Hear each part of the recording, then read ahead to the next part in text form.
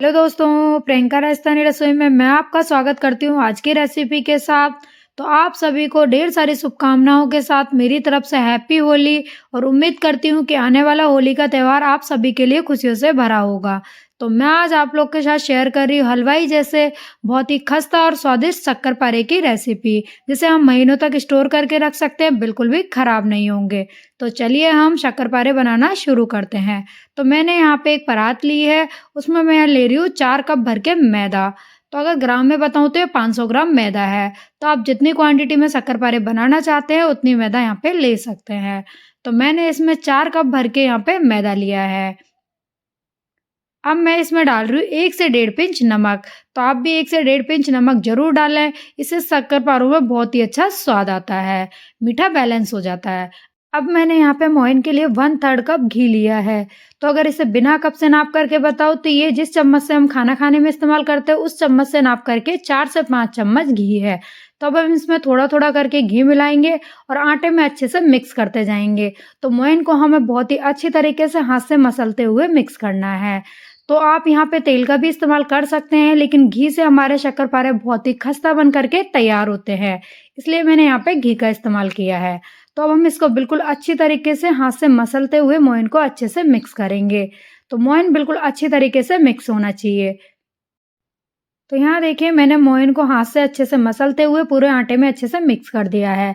अब इस तरीके से हम हल्के हाथ से मुट्ठी बांध करके मोइन चेक कर सकते हैं। अगर मुट्ठी सही से बंध रही है तो मोइन परफेक्ट है, अगर नहीं बंध रही है तो आप इसमें थोड़ा-सा घी और डाल सकते हैं।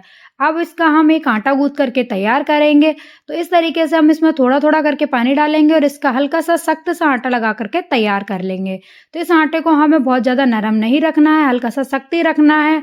अगर आटा ज़्यादा नरम होगा तो हमारे शक्करपारों में उतनी अच्छी परतें नहीं बनेंगी, जिससे वो खाने में अच्छे नहीं लगेंगे।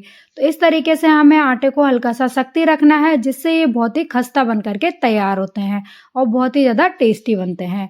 तो अब हम इस तरीके से आटा गूँथ करके तैयार कर लेंगे। तो यहाँ देखिए मैंने आटा गूँथ करके तैयार कर लिया है और इसको आप देख सकते हैं बहुत ज़्यादा नरम नहीं है, ये टाइट ही है। तो मैं आपको इसको दूसरे तरीके से भी चेक करने के लिए बता देती हूँ। तो इस तरीके से आप इसके अंदर इस तरीके से अगर आटा सख्त रखेंगे तो बहुत सारी इस तरीके से परतें बनती है। तो जितनी आटे में परतें बनती है उतने ही शक्करपारे हमारे खस्ता बन कर के तैयार होते हैं।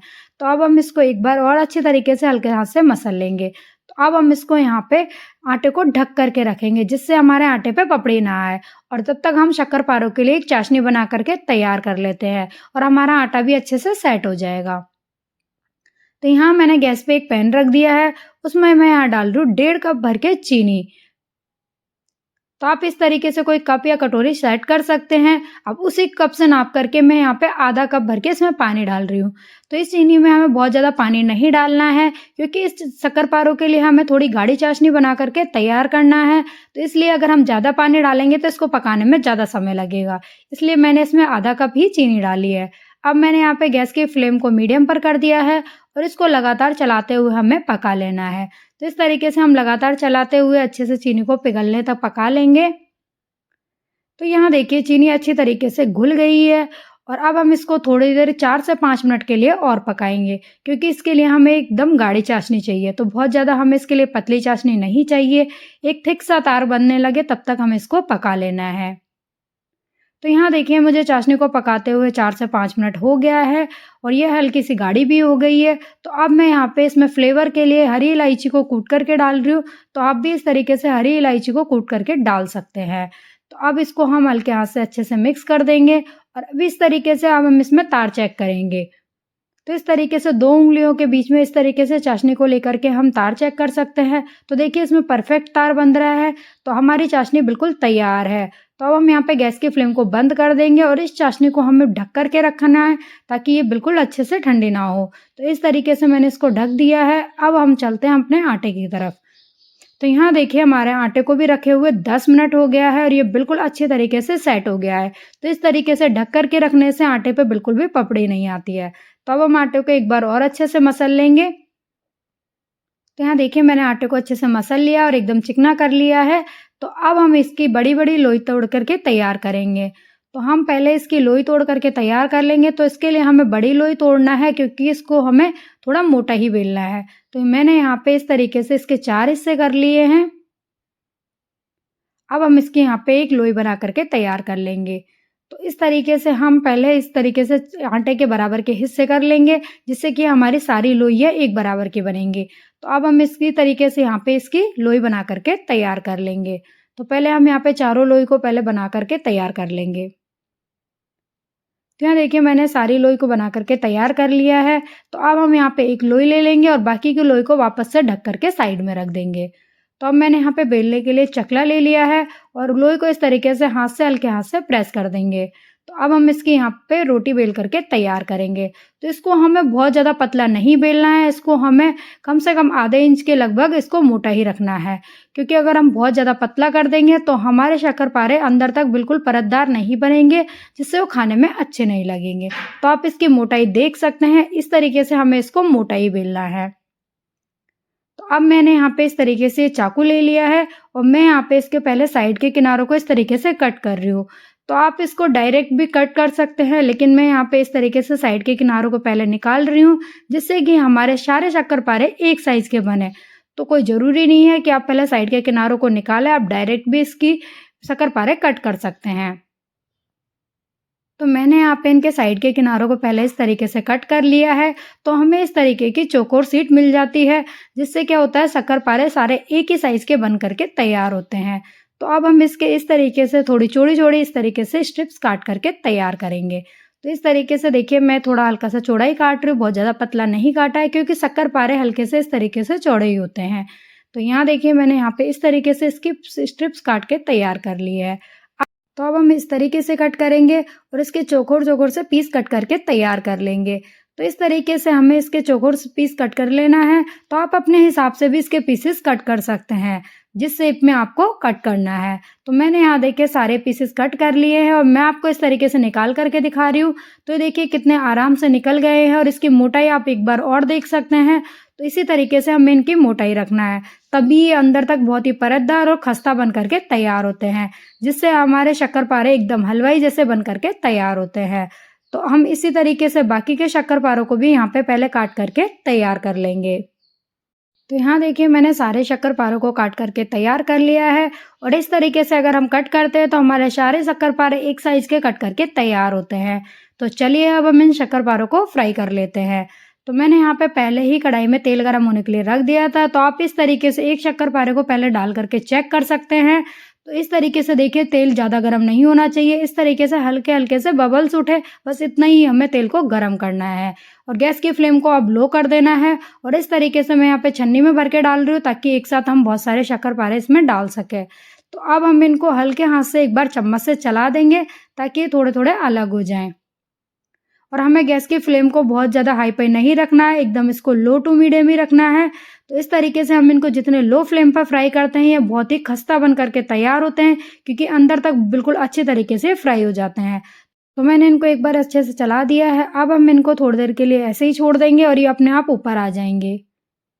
तो यहाँ देखिए हमारे सारे शक्करपारे ऊपर आ गए हैं कढ़ाई में। तो इस तरीके से ये अपने आप ही ऊपर तैरने लगते हैं तेल में।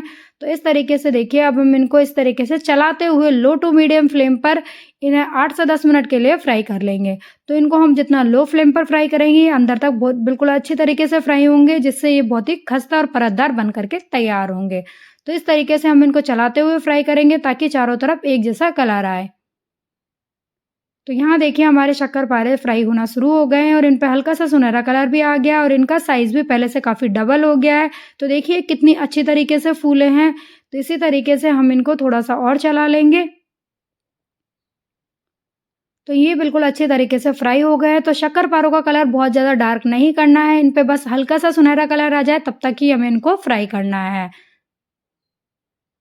तो इस तरीके से देखिए मैंने सारे शक्करपारों को छन्नी में निकाल लिया है और आप इनका कलर भी देख सकते हैं, बहुत ज़्यादा डार्क नहीं है और आप इनकी मोटाई भी देख सकते हैं कितनी अच्छी तरीके से फूले हैं। तो अब हम इन शक्करपारों को यहाँ पे प्लेट में निकाल लेंगे।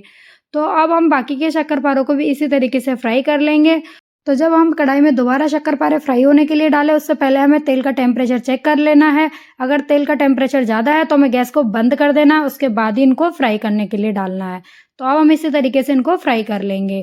तो यहाँ देखिए मैंने सारे शक्करपारों को इस तरीके से फ्राई करके तैयार कर लिया है और आप इनको देख सकते हैं बहुत ही अच्छी तरीके से हल्का सा सुनहरा कलर आया है, बहुत ज़्यादा डार्क कलर भी नहीं है और बहुत ही अच्छी तरीके से ये फूले हैं। अब मैं यहाँ पे आपको तोड़ करके दिखा रही हूँ, तो देखिए ये अंदर तक बिल्कुल अच्छी तरीके से फ्राई हुए हैं और बहुत ही खस्ता बन करके तैयार हुए हैं। तो ये अंदर तक बिल्कुल अच्छी तरीके से फ्राई हुए हैं। तो इनको हम जितना लो टू मीडियम फ्लेम पर फ्राई करते हैं, ये अंदर तक बहुत ही अच्छी तरीके से फ्राई होते हैं और इस तरीके से बहुत ही खस्ता बनते हैं। तो देखिए किस तरीके से बिखर गए हैं। तो चलिए अब हम इनको चाशनी में डाल देते हैं। तो यहाँ देखिए हमारी चाशनी पहले से हल्की सी ठंडी भी हो गई है और गाढ़ी भी हो गई है। तो मैंने यहाँ पे वापस से गैस की फ्लेम को ऑन कर दिया और गैस की फ्लेम को लो टू मीडियम कर दिया है। तो अब हम चाशनी को एक बार और अच्छी तरीके से चला लेंगे ताकि ये बिल्कुल अच्छे से पिघल जाए और पहले वाली कंसिस्टेंसी में आ जाए और जो साइड में चिपकी हुई चाशनी है ये भी वापस से मेल्ट हो जाए। तो इस तरीके से हम इसको चला लेंगे, क्योंकि हमें शक्कर-पारों के लिए ठंडी चाशनी नहीं चाहिए, हमें गरम चाशनी चाहिए और शक्कर-पारे ठंडे होने चाहिए। तो इस तरीके से देखिए इसमें उबाल आ गया है वापस से और हमारे फ्राई किए हुए शक्कर-पारे हम इसमें डाल देंगे। तो शक्कर-पारों को मैंने बिल्कुल अच्छी तरीके से ठंडा कर लिया है। अब हम यहाँ पे इसको चलाते हुए लो टू मीडियम फ्लेम पर 1 से 2 मिनट के लिए चाशनी के साथ पका लेंगे, ताकि इन पे चाशनी बिल्कुल अच्छे तरीके से कोट हो जाए। तो गैस की फ्लेम को मैंने यहाँ पे लो टू मीडियम ही रखा है। तो 1 से 2 मिनट ही पकाना है, फिर हमें गैस की फ्लेम को अब यहाँ पे बंद कर देना है। तो मैंने यहाँ पे गैस की फ्लेम को बंद कर दिया है और अब हम इसको इस तरीके से लगातार चलाते जाएंगे ताकि बची हुई चाशनी है वो भी बिल्कुल अच्छे तरीके से इस पे कोट हो जाए। तो इसको हम बिल्कुल अच्छी तरीके से लगातार चलाते हुए मिक्स करेंगे। तो यहाँ देखिए चाशनी सूखने लगी है और अच्छे से कोट भी होना शुरू हो गई है। तो देखिए हमारे शक्कर-पारों पे कितने अच्छी तरीके से चाशनी कोट हुई है और ये कितने अच्छे लग रहे हैं देखने में। तो इस तरीके से इन पे बिल्कुल अच्छी तरीके से चाशनी कोट हो गई है। तो अब हम इनको ठंडा होने के लिए छोड़ देंगे। तो यहाँ देखिए हमारे शक्कर-पारे पूरी तरीके से ठंडे हो गए हैं और ये बिल्कुल तैयार है। तो अगर आपको मेरी आज की रेसिपी ज़रा-सी भी पसंद आई है तो प्लीज़ मेरी मेहनत के लिए वीडियो को एक लाइक कर दें और फैमिली फ्रेंड्स में ज़्यादा से ज़्यादा शेयर करें। और आपने अब तक अगर चैनल को भी सब्सक्राइब नहीं किया है तो प्लीज़ चैनल को सब्सक्राइब कर लें और बेल आइकन दबाना बिल्कुल ना भूलें, जिससे कि आगे आने वाली सभी रेसिपीज़ आपको मिल सके। तो आपने इनकी आवाज़ सुनी होगी कितने खस्ता बन करके तैयार हुए हैं। तो आप इन्हें महीनों तक स्टोर करके रख सकते हैं, ये बिल्कुल भी ख़राब नहीं होंगे। और देखिए इन पे चाशनी कितने अच्छी तरीके से कोट हुई है। तो मैं आपको यहाँ पे इसको तोड़ करके भी दिखाती हूँ वापस से। तो देखिए ये बिल्कुल भी इस तरीके से नरम नहीं पड़े हैं, एकदम बहुत ही खस्ता और बहुत ही टेस्टी बन करके तैयार हुए हैं।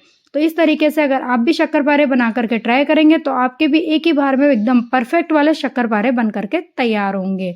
तो देखिए कितने अच्छे तरीके से बिखर रहे हैं, बिल्कुल भी नरम नहीं पड़े हैं। तो इस तरीके से अगर हम मोयन परफेक्ट डालते हैं तो एकदम बहुत ही खस्ता बन करके तैयार होते हैं। अगर आप इस होली पे इस तरीके से सारे टिप्स को फॉलो करते हुए शक्कर-पारे बना करके ट्राई करेंगे तो आपके शक्कर-पारे महीनों तक खराब नहीं होंगे और आप इन्हें होली के बाद तक भी स्टोर करके रख सकते हैं और कभी भी खा सकते हैं। तो इस तरीके से आप भी एक बार शक्कर-पारे ज़रूर बनाएँ, आपको बहुत पसंद आएँगे और खाने वाले सभी आपकी तारीफ़ करेंगे। तो चलिए फ्रेंड्स, फिर मिलते हैं अगली एक और नई रेसिपी के साथ। Thank you.